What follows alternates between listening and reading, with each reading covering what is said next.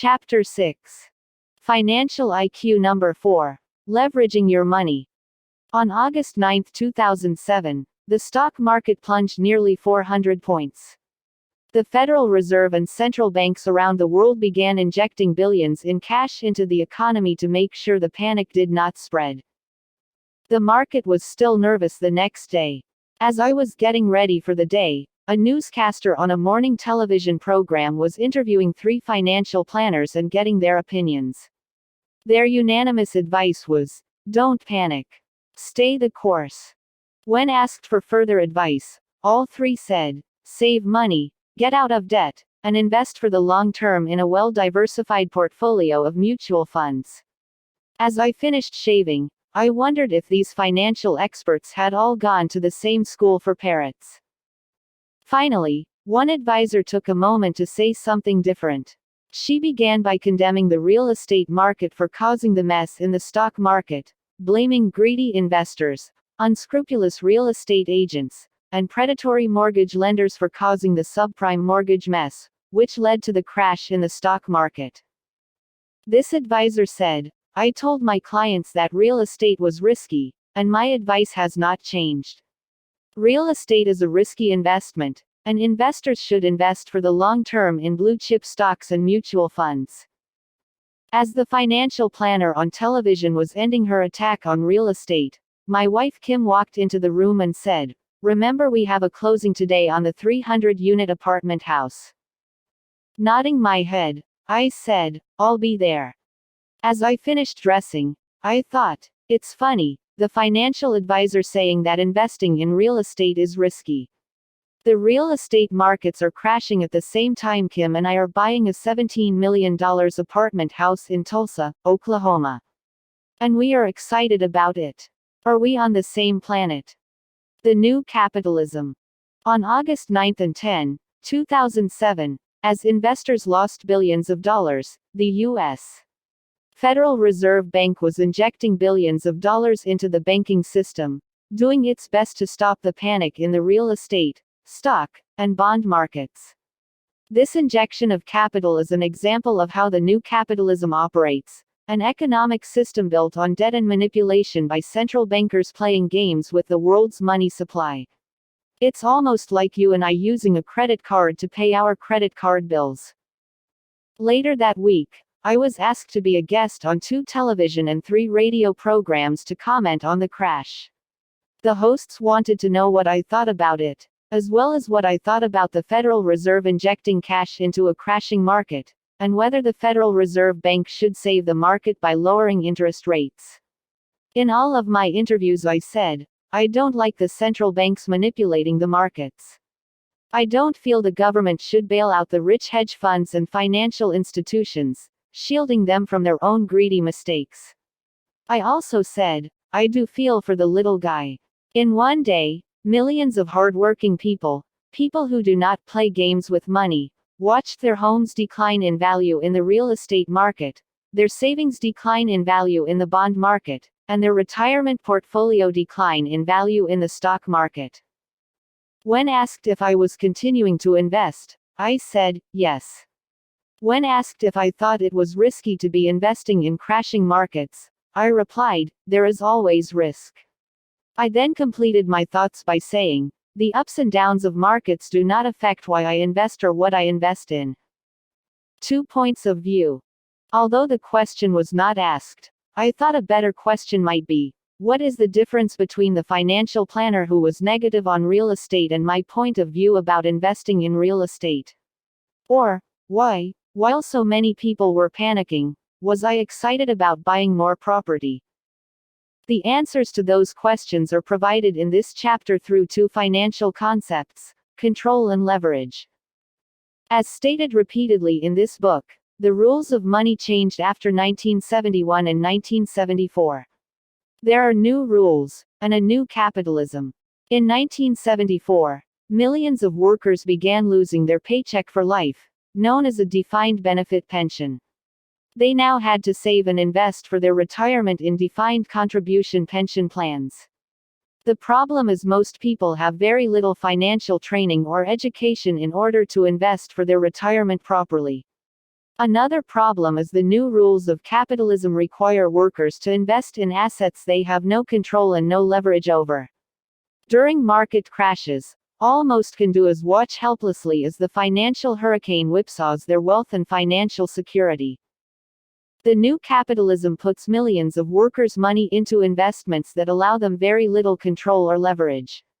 Because I have control over my investments, in this example a 300-unit apartment house, I am not as affected by market crashes. Because I have control, I am confident about using a lot more leverage. Due to control and leverage, I can achieve greater wealth, in less time, with very little risk, and minimize the effect of the booms and busts of markets and my investments. The market has been crashing for a long time. As I wrote earlier, USA Today did a survey and found that the greatest fear in America was not terrorism, but the fear of running out of money during retirement.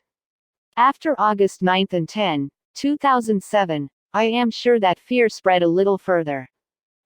The people who are worried have good reason to worry.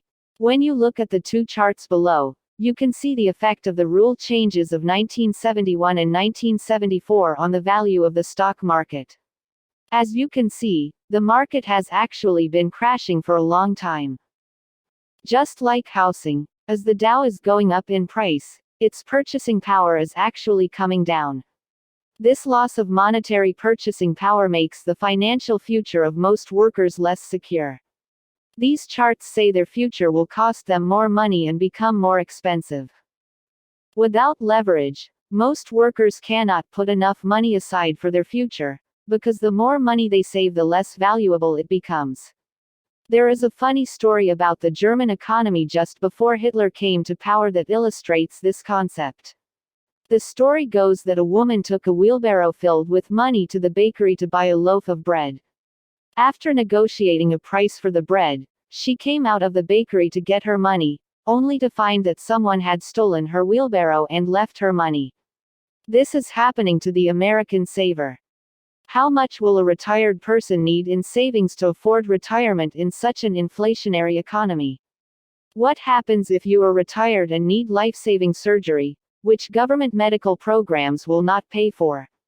What do you do if your problem is not having enough money to retire on? This is why financial IQ number 4, leveraging your money, is so important.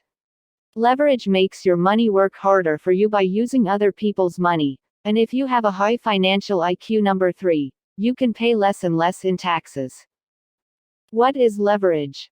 In very simple terms, the definition of leverage is doing more with less. A person who puts money in the bank, for example, has no leverage. It's the person's money. $1 in savings has a leverage factor of 1. The saver puts up all the money. For my investment in the 300-unit apartment house, my banker put up 80% of the $17 million real estate investment.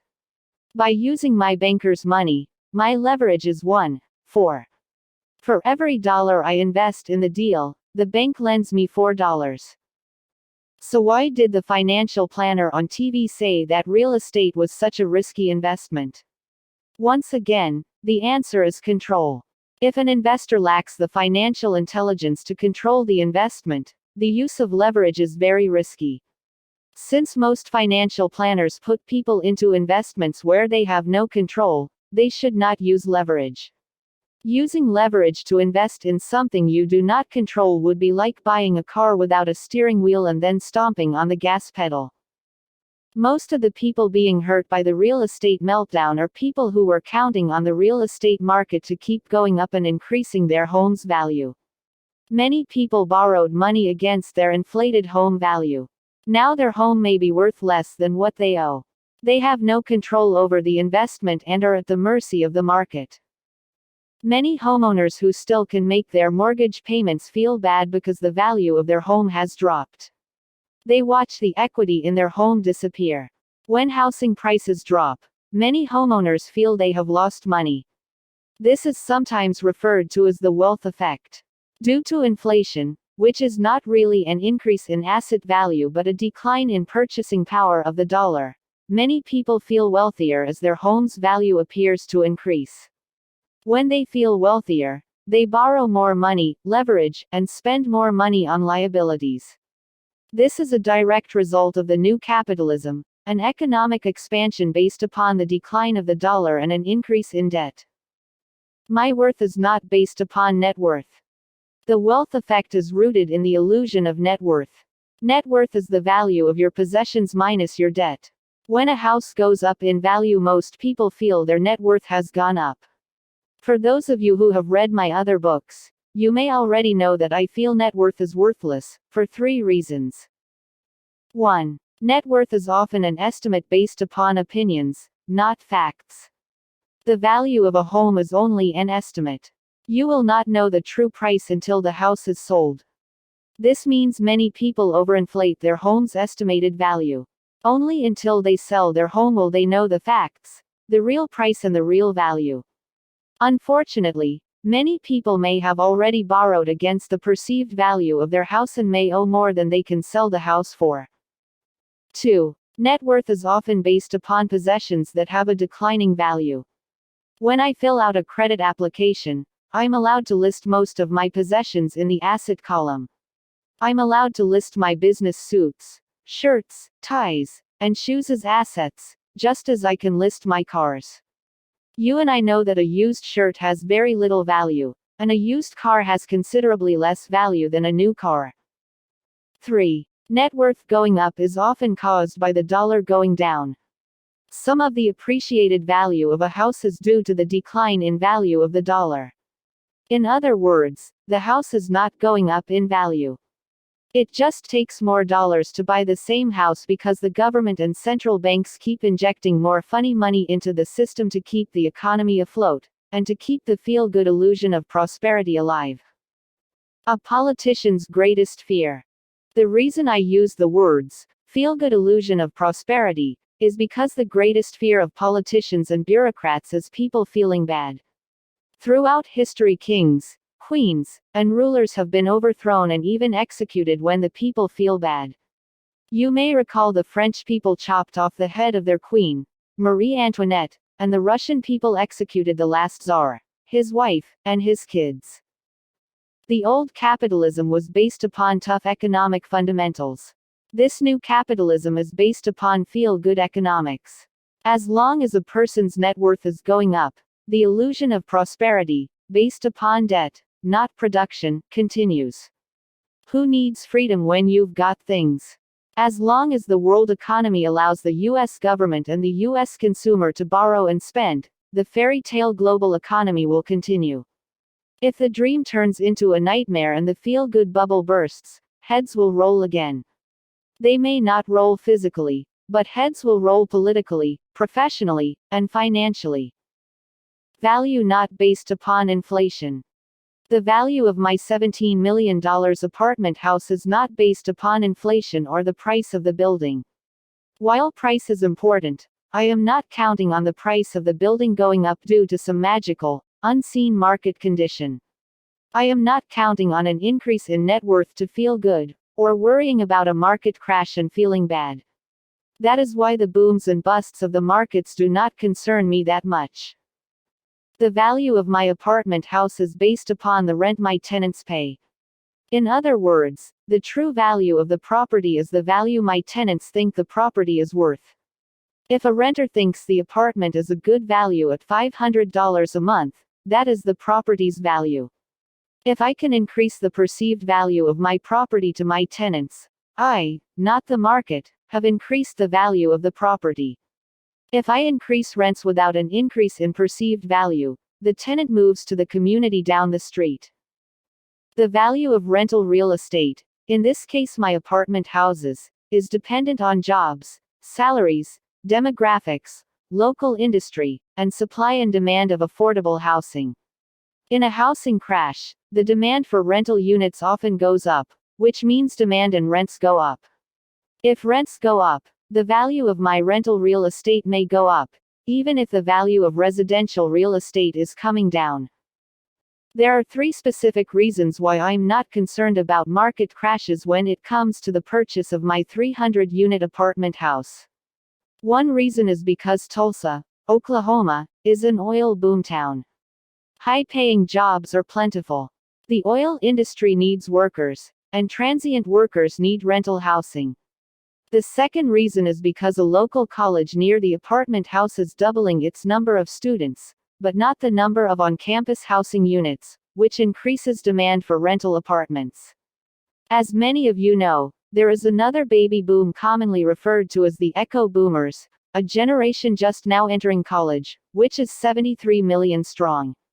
A majority of them will be renters. The third reason is because the fixed interest rate on the existing loan is very low. Low interest payments, lower expenses, and increasing income will increase property value, not market fluctuations. This means the 300-unit apartment house offers me both control and leverage. My job as an investor on this apartment house is to increase my leverage from 1.4 to possibly 1.10, i.e., doubling the value of the property through operations, not the market. I can do this as long as I have control. Leverage is not risky. Many financial advisors will tell you that higher returns mean higher risk. In other words, leverage is risky. That is absolutely false. Leverage is risky only when people invest in assets that they have no control over. If a person has control, leverage can be applied with very little risk. The reason most financial advisors say that higher returns mean higher risk is simply because they sell only investments that allow very little control. As mentioned above, my $17 million apartment house in Tulsa is a good investment to use leverage with because I have control over the operations, and the operations, i.e., the amount of income that is collected through rents, determine the value of the investment. A house is not a good investment, and leverage is risky with a house because you do not control the value of the house. The value of a house is based on the market and the purchasing power of the currency it was purchased with. These things are out of your control. What is control? The major flaw in paper assets such as savings, stocks, bonds, mutual funds, and index funds is the lack of control. And because you have no control, it is difficult and risky to apply leverage.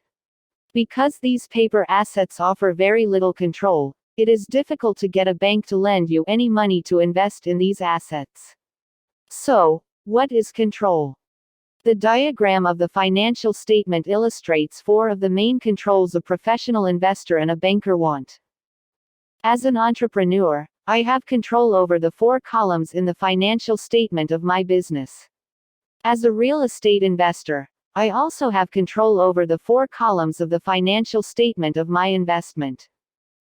Financial intelligence is the key to control. Financial intelligence is the key to control. Financial intelligence increases control, and financial IQ measures the financial returns of financial intelligence. Take the 300-unit Tulsa apartment house as an example. 1. The income column. The first step after acquiring the property is to increase the rent. The property is already profitable and cash flows with existing rents. In other words, I am already making money from day one. Even so, the objective or business plan is to raise the rent per unit an additional $100 a month over the next 3 years by the following means. 1. Raising the existing rents that are under market. 2. Installing washers and dryers in all the units and charging extra for rent. 3. Completing improvements to the property like landscaping and new paint. All of these can be completed by using the bank's money, not mine. When we provided the bank our business plan, these improvements were part of it, and were factored into the total loan amount. Multiplying 300 units by $100 over 3 years, this increases the entire project's monthly income by $30,000 a month, or an additional $360,000 a year. This increase in income is an example of control and leverage. If the plan works, 3 years from now my financial IQ number 4, leverage, will be infinite because the increase in income will be achieved by no additional capital from investors, just good knowledge of how to manage the asset control, to higher and higher profitability. The increase in financial IQ is infinite because the increase in income will be achieved using investor control and the bank's money. 2. The expense column. The next controllable objective is to lower expenses. This is done in different ways. One specific example is by reducing labor costs through reduced administrative costs. Since we own other properties, many costs can be brought back to the main company. These are sometimes called back office expenses. They are the cost of accountants, bookkeepers, attorneys, and administrative staff.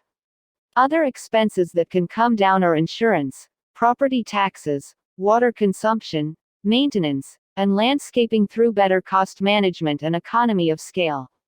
Also, expenses can be reduced and income can go up by keeping turnover low, the time it takes to re-rent an apartment.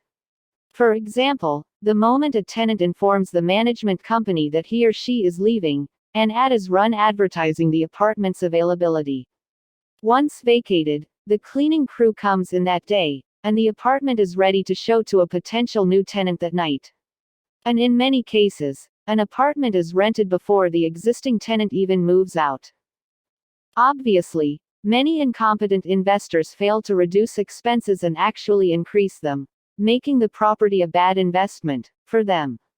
Often, they fail to manage the quality of tenants and the attractiveness of the property because they are trying to save money. In most cases, the property goes down in value.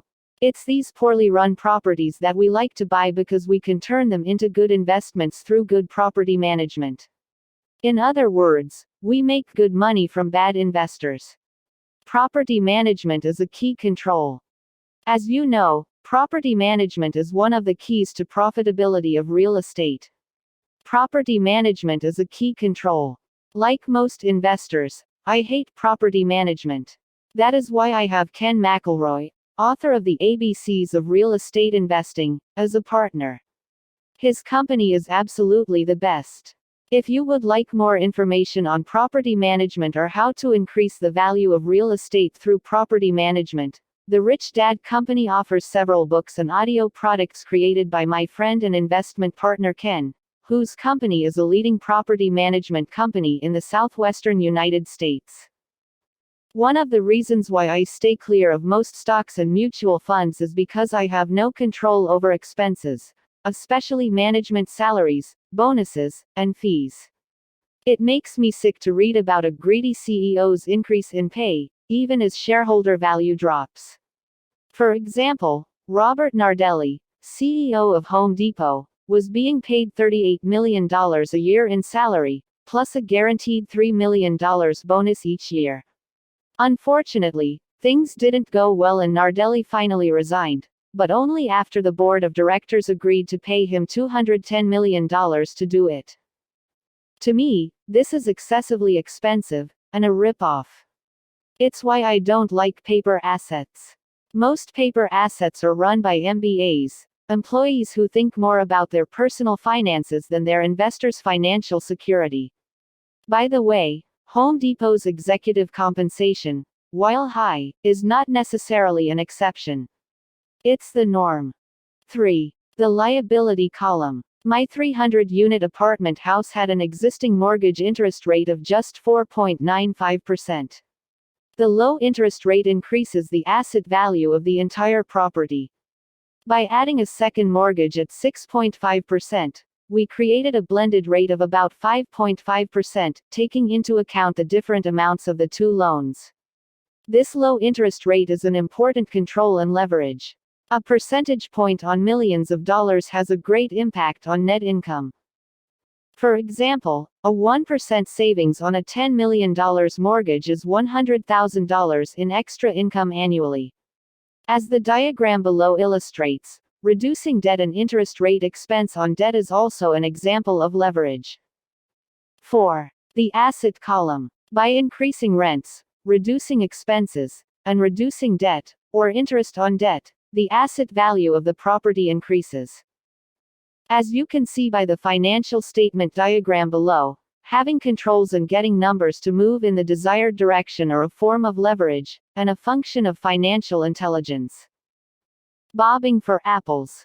Today, with the ups and downs of the market, many investors look like old-time carnivalgoers who bobbed for apples floating in a tub of water.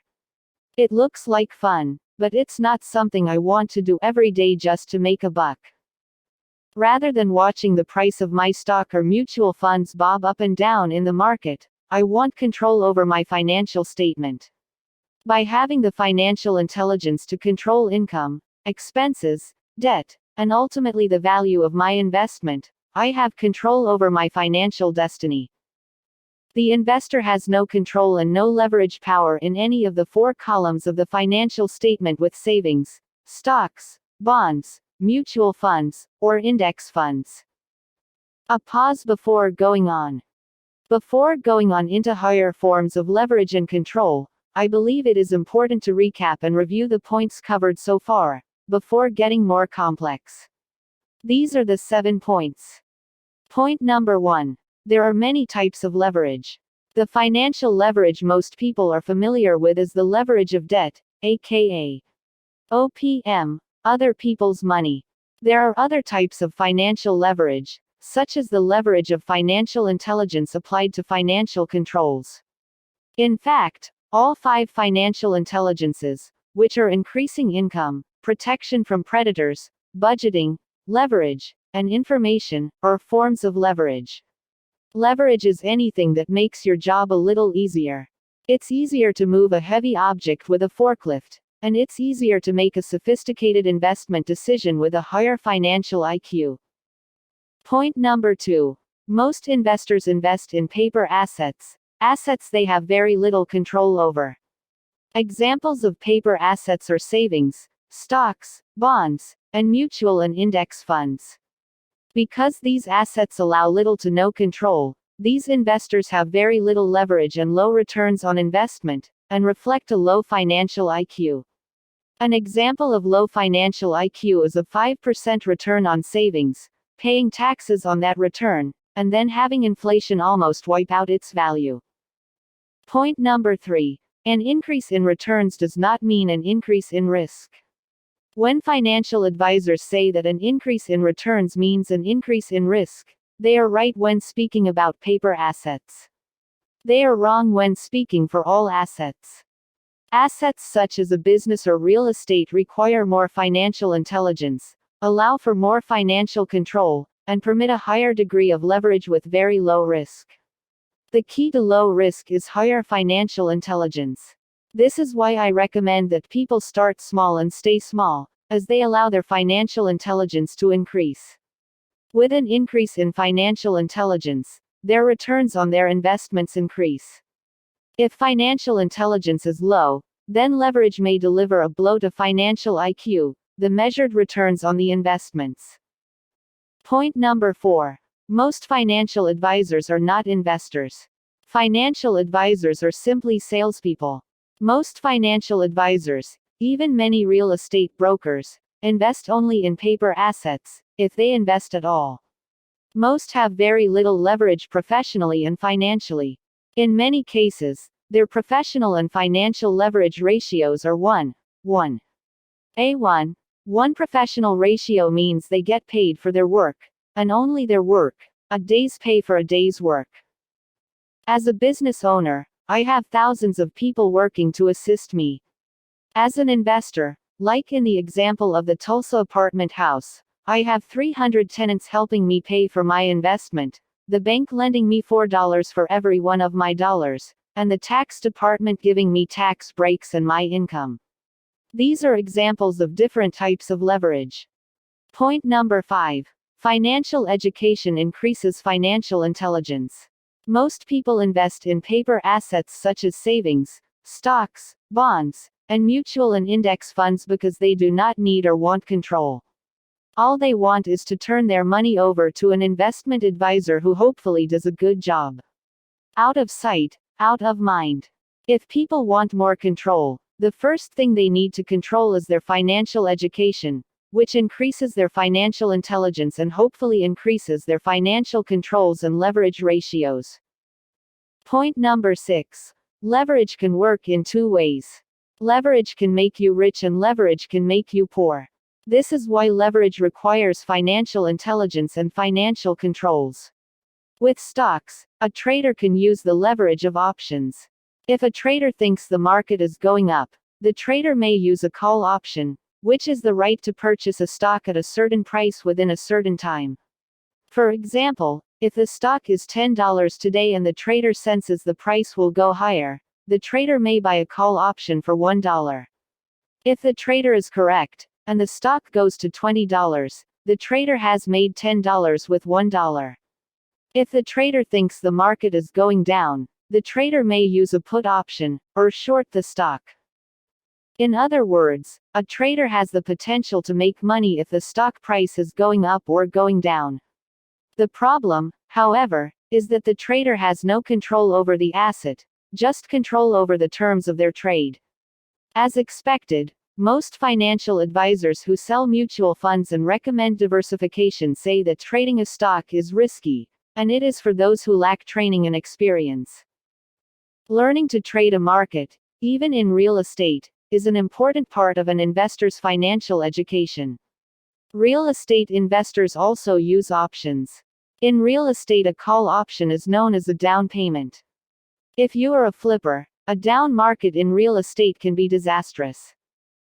Since most of my investment in real estate is based upon rental prices and operating costs of a property, up and down markets in real estate do not affect me as much. While I do occasionally flip a property, especially if someone is willing to pay me a ridiculous price for it, as a practice I would rather buy a property and collect rent and other income for a long time. Then I look for another property to buy and hold. For those who are interested in learning about investing in up and down markets, we have our board game Cashflow 202, a game that teaches you to trade with play money. Cashflow 202 is an addition to Cashflow 101. It is strongly recommended you start with Cashflow 101 before moving on to Cashflow 202. There are cashflow clubs all over the world for people who want to learn the games before purchasing them. Financial education is essential for anyone wanting to use more leverage. Point number 7. When most financial advisors recommend diversification, they are not really diversifying. There are 2 reasons why the diversification they recommend is not diversification.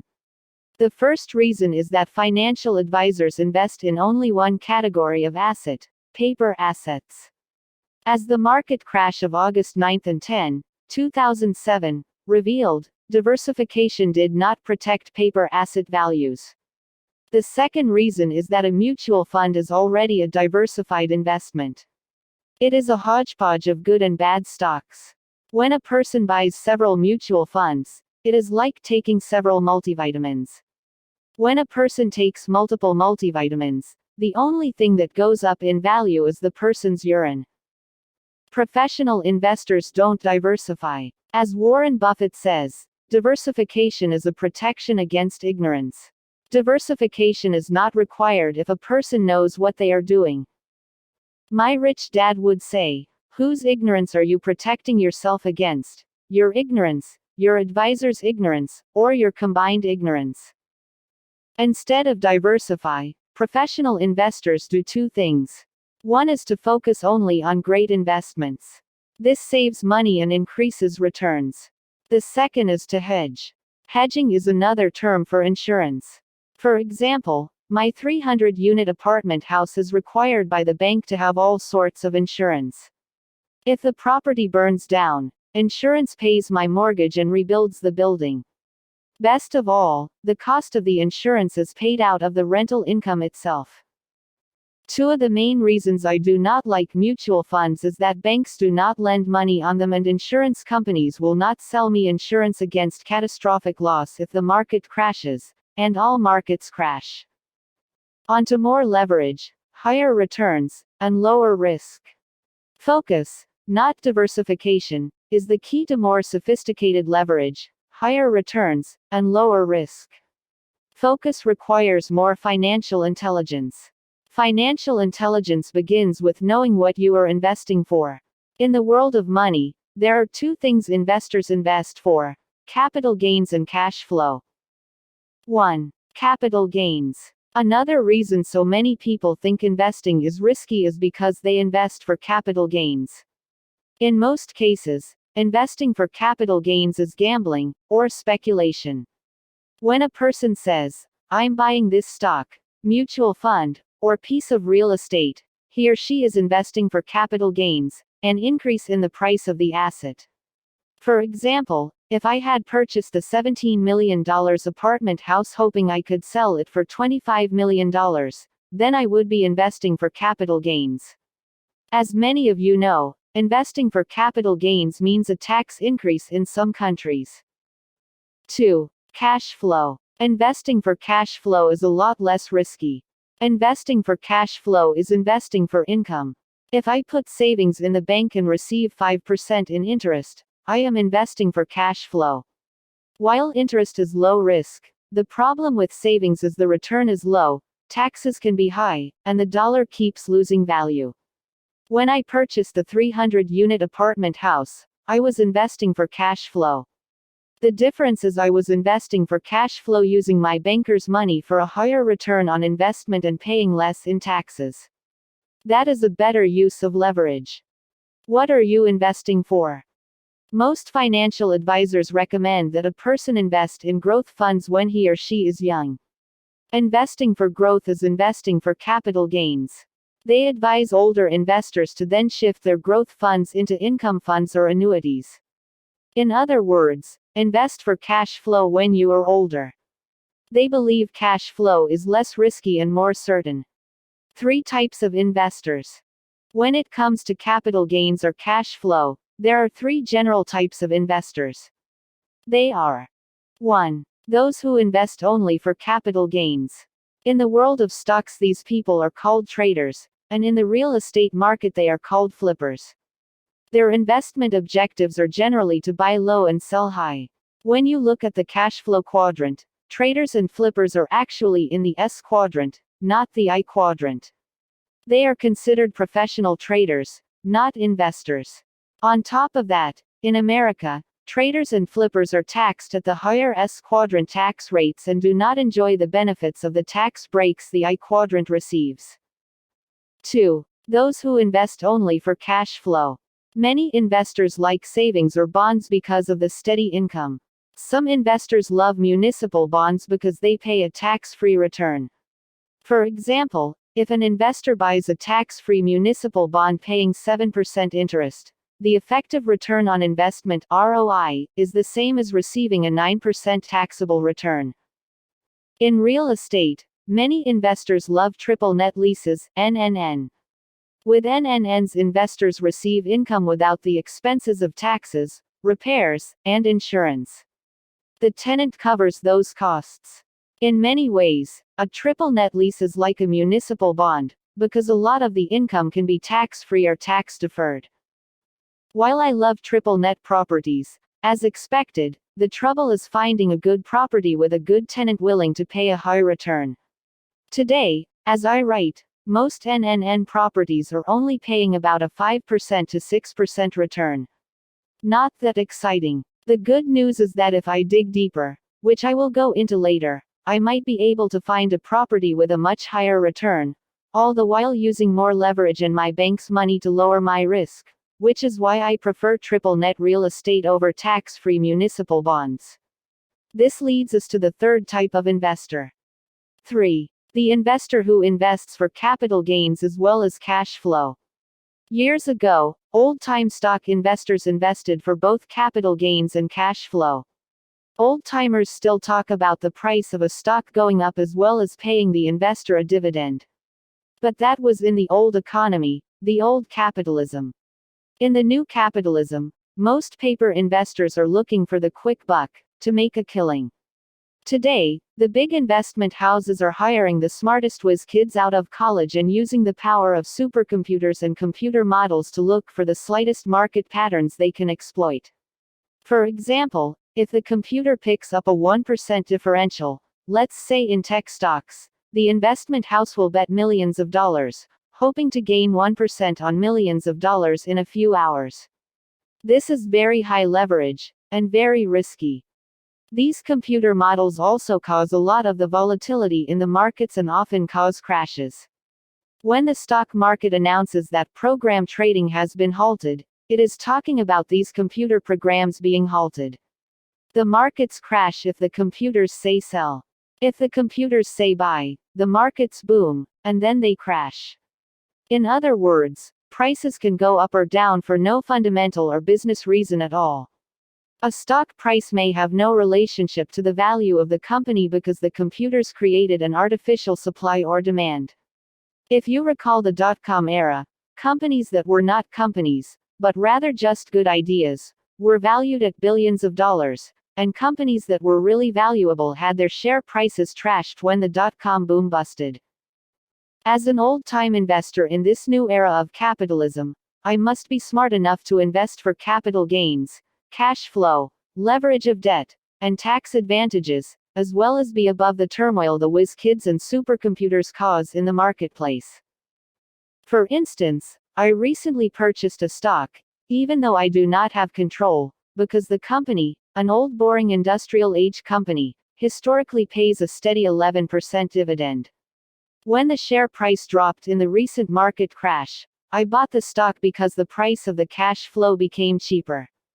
So I do occasionally buy paper assets, but I tend to buy for cash flow. Being a little guy and not having control over the company, I do not use leverage.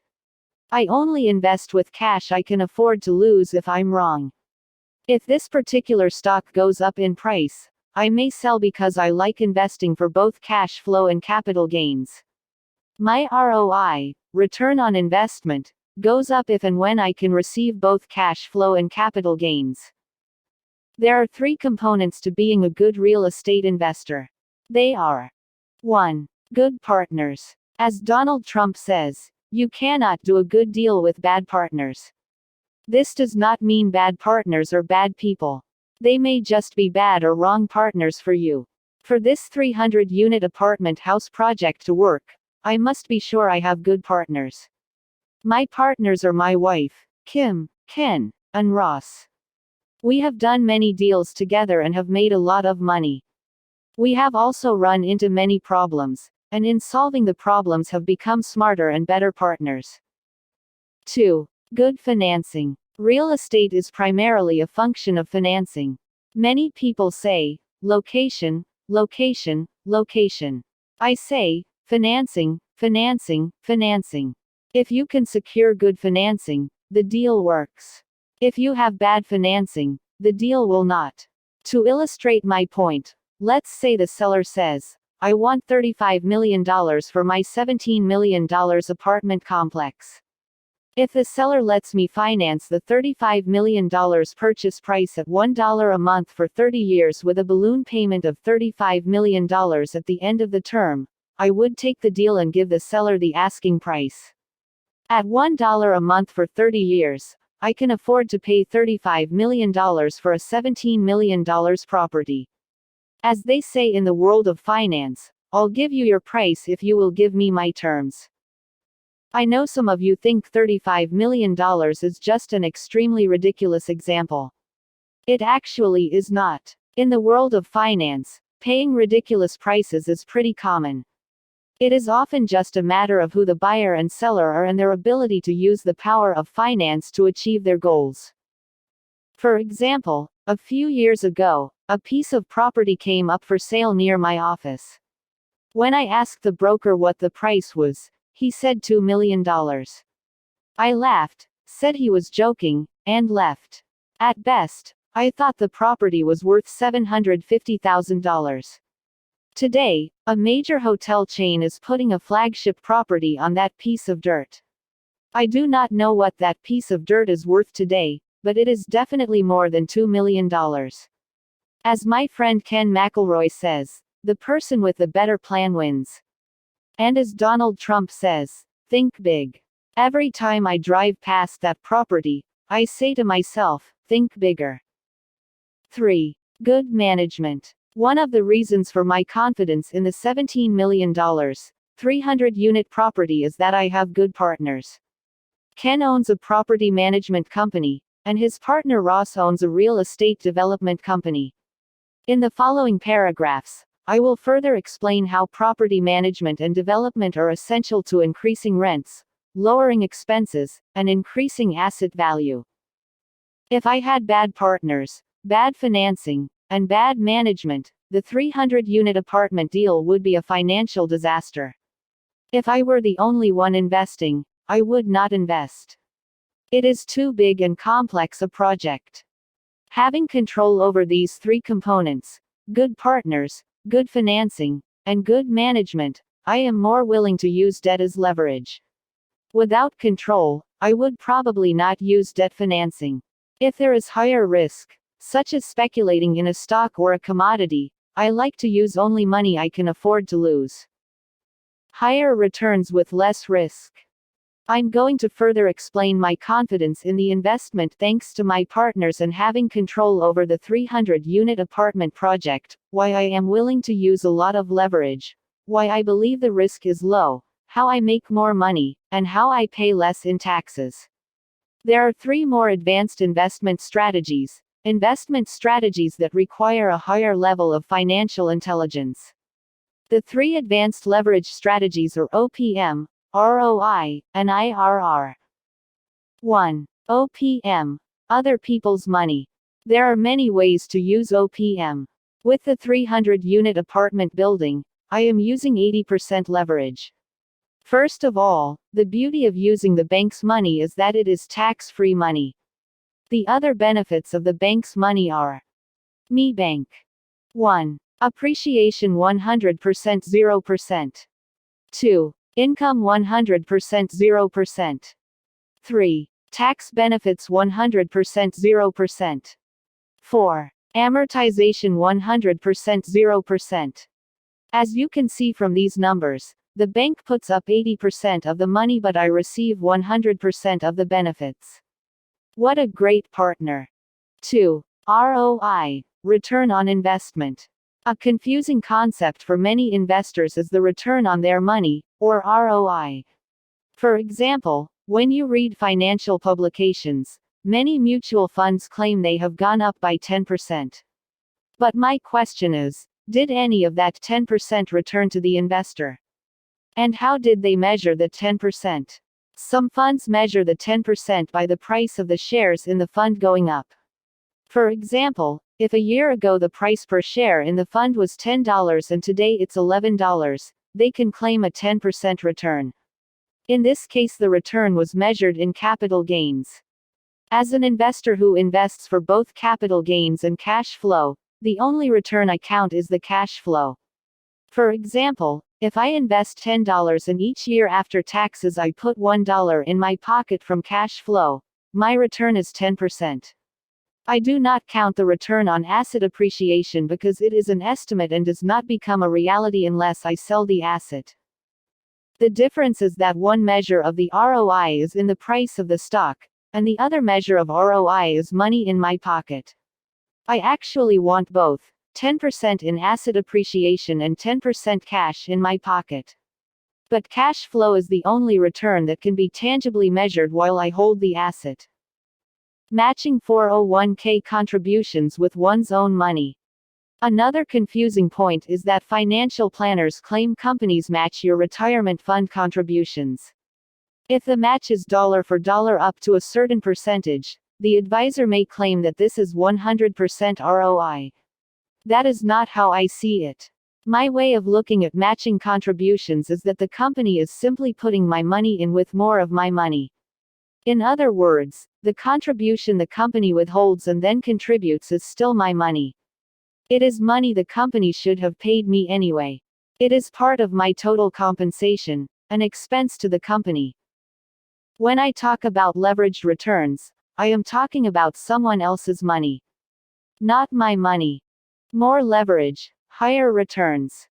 The reason leverage is so important is because the higher the leverage, the higher the return. For example, if I buy a $100,000 rental unit with my money, and I receive $10,000 a year net income, my cash-on-cash return is 10%. If I borrow $50,000 and am still able to receive a $10,000 return, my cash-on-cash return is 20%. If I finance the entire $100,000, and still receive a $10,000 return, my return is infinite. Infinite returns mean money for nothing. $10,000 flows into my pocket, and nothing comes out. The renters cover my expense, and I receive the income. Money for nothing. In my next example, again using the 300-unit apartment house, I will explain how I receive an infinite return by using leverage. The way this will be done is by raising rents and adding washers and dryers to each of the 300 units. This is how the numbers work in oversimplified terms. The net $100 a month increase in rents is due to increased rents to match the competition, upgrades to the exterior, and fitting each unit with washers and dryers. This $100 a month increase in income is a 100% finance transaction. We get extra money from the bank to do the renovations. We have the control. The increase in debt is more than covered by our increase in income. This extra $100 is technically an infinite return because all the expense is fronted by the bank, and all the returns come to me. The increase of $100 per month is multiplied by 300 units. This is an increase in gross income of $30,000 a month, and $360,000 a year on top of the cash flow we are already getting. This $360,000 is an infinite return, measured by cash flow in hand, not some fictitious capital gain on paper. In summary, the bank puts up 100% of the money for these improvements and we receive the increase in income. The tenants pay for expenses and the mortgage. 3. IRR, internal rate of return. One of the more complex, sophisticated, and often confusing measures of ROI is the internal rate of return. If investors really know what they are doing, they can increase their ROI by understanding IRR. The following diagram explains as simply as possible this more advanced way of measuring true investor returns. In overly simplified terms, internal rate of return (IRR) measures the other returns and other leverage that a well-controlled investment can provide. 1. Income column. Passive income. Most people understand that gross rents are part of the income column. Yet IRR also measures other forms of income. Passive income is subject to lower tax rates than earned income. In the U.S., passive income is not subject to Social Security or self-employment taxes. In other words, these taxes do not show up as expenses in the expense column, which is technically a gain in income. 2. Expense column. Depreciation. In the U.S., the tax department gives some investors an additional income that actually looks like an expense.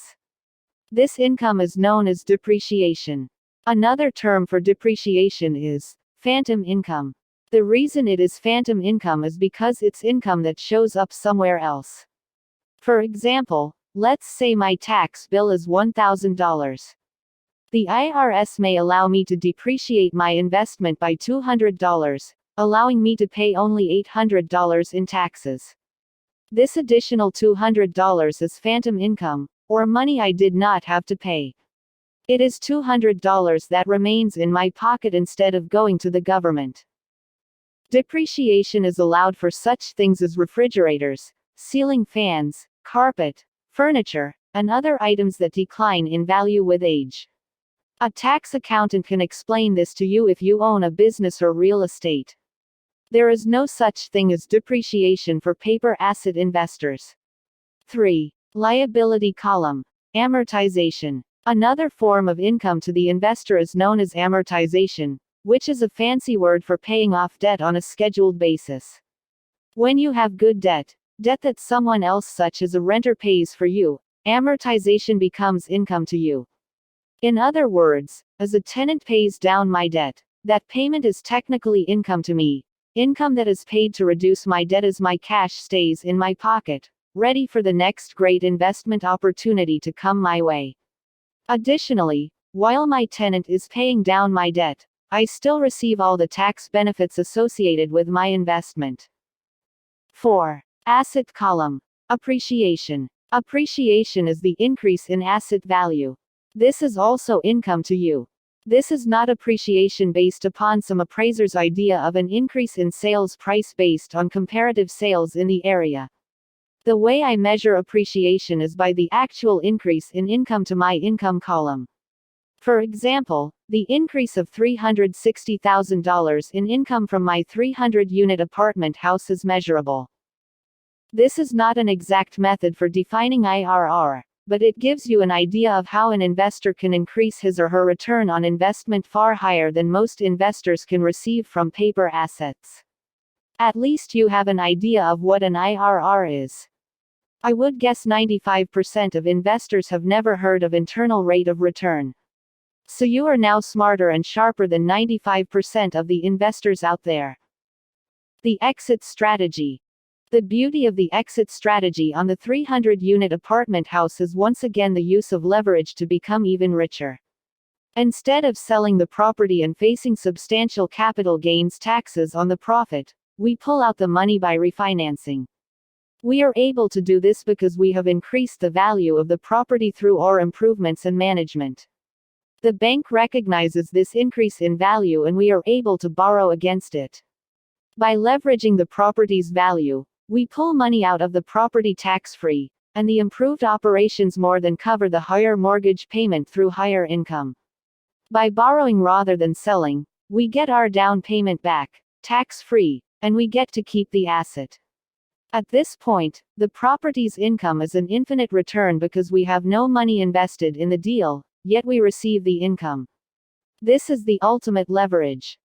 Let's say after 5 years we are able to refinance the property and pull out $4 million tax-free. The numbers are in the diagram on page 122. The $4 million refinanced dollars go to the investors, and pay back all initial equity and then some. Even better, we still maintain control over the 300 units, and the increased mortgage payment of $280,000 is paid for by the $360,000 increase in income.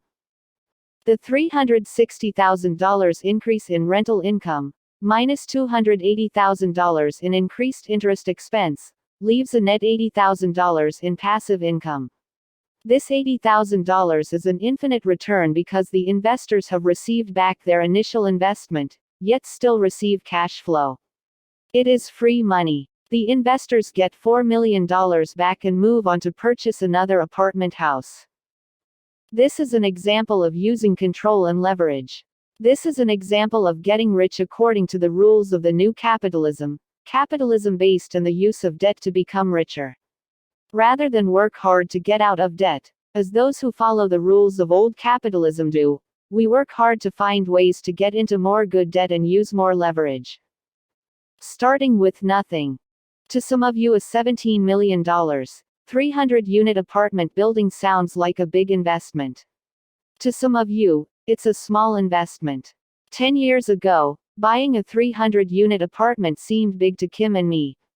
10 years from now, I am certain it will seem like a small investment. Kim, Ken, and I are already planning much bigger projects to take on. Donald Trump and I are looking at a massive project not far from my home, a project we will break ground on in 10 years. I mention the size and dollar amounts of projects to make 3 points. 1. Being born poor and financially uneducated does not mean you cannot become rich. Very few people are born rich enough to buy a $17 million apartment complex. And no one is born smart enough to acquire, finance, and manage a 300-unit apartment complex by themselves. In other words, not having any money or financial education isn't an excuse not to get started. Yet billions of people let the problem of not having money or enough education stop them from becoming rich. They fail to take the first step. And if they do take the first step and then fail, make a mistake, lose money, or run into problems, many quit. That is why for billions of people, a $17 million project will always seem like a big project, a project bigger than their dreams. 2. Start small and take baby steps. In 1989, Kim's first investment was a $45,000 2-bedroom, 1-bath home in Portland, Oregon. She put $5,000 down and made $25 a month. She was extremely nervous when she took her first step. Today, a $17 million apartment house is boring to her. She is ready for bigger projects. In 1997, Ken McElroy started with a 2-bedroom, 2-bath condo in Scottsdale, Arizona. It cost $115,000, and he put down $23,000. He made $50 per month in cash flow. Today, he controls a real estate portfolio worth hundreds of millions of dollars. I bought my first investment property in 1973. I had no extra money to invest. I was still in the Marine Corps and had just purchased my first home. Rather than let low pay and no money stop me, I signed up for a real estate investment course for $385. Within a few months, I purchased my first investment property, a 1-bedroom condo on the island of Maui, for $18,000. The property was in foreclosure, and the bank was desperate to get rid of the unit. The bank let me put the $2,000 down payment on my credit card. The property made me about $35 a month after paying my mortgage and credit card bill, which is an infinite return, since I borrowed 100% of the money. Once I proved to the bank that I could manage the property, it let me buy 2 more units. My investing career was launched. About a year later, I sold the 3 properties for approximately $48,000 each and put nearly $90,000 in my pocket. Not a bad return on a $385 seminar and credit card down payments. Even though I did it, I do not recommend that people use credit cards to make down payments.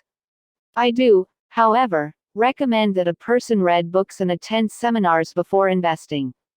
One of the reasons the Rich Dad Company has intensive investment seminars is because I strongly believe in the power of our minds. Our minds are our most important form of leverage. At our seminars, the instructors are fabulous. I must admit that they are better teachers than I am. They are much more focused and thorough with their content and delivery. They are well trained, dedicated to your success, and, most importantly, they practice what they preach. Most students report that our courses open up their minds to a world of new opportunities, different ways of becoming financially free, and change their lives forever. You can find out more information on our website, richdad.com. 3. Dream big. Most of us know that a child must be allowed to dream. The same is true for adults. As a couple, Kim and I have big dreams. Our dreams keep our marriage rich, young, and fun. Bigger investment projects keep us learning together, operating as a team, and growing together rather than growing apart. Instead of living below our means, we dream big, learn, and invest carefully in order to go beyond our means. It's not just about money. It's about life. Personally, Kim and I think it is a tragedy to live below your dreams. In conclusion, on August 9 and 10, 2007, as the markets of the world crashed, many people had no idea what the crash meant. Most people have no idea how it will affect their lives. Most people have no idea how the rule changes back in 1971 and 1974 have affected their lives. Today, even in the richest country in the world, the US, millions of educated, hardworking people are earning less even if they are paid more, saving money that is losing value, clinging to their homes as their value declines, and using credit cards to pay their bills. To make matters worse, because of a market crash, millions of educated, hardworking people think that investing is risky and to attain higher returns means you have to take on greater risks. There are only a few people who know that the key to leverage is control, and the key to control is financial intelligence. The good news is that the higher your financial intelligence, the more money you make without needing money. In this new capitalism, it is truly possible to make money for nothing. In the information age, knowledge is the ultimate leverage. The more money you make without money, the higher your ROI and IRR, and the higher your financial IQ. Since financial IQ is the numerical measure of financial intelligence, this means an infinite return means an infinite financial IQ. Tell that to your banker and financial planner the next time they tell you that 5% interest on savings, or 10% return on mutual funds, is a great return.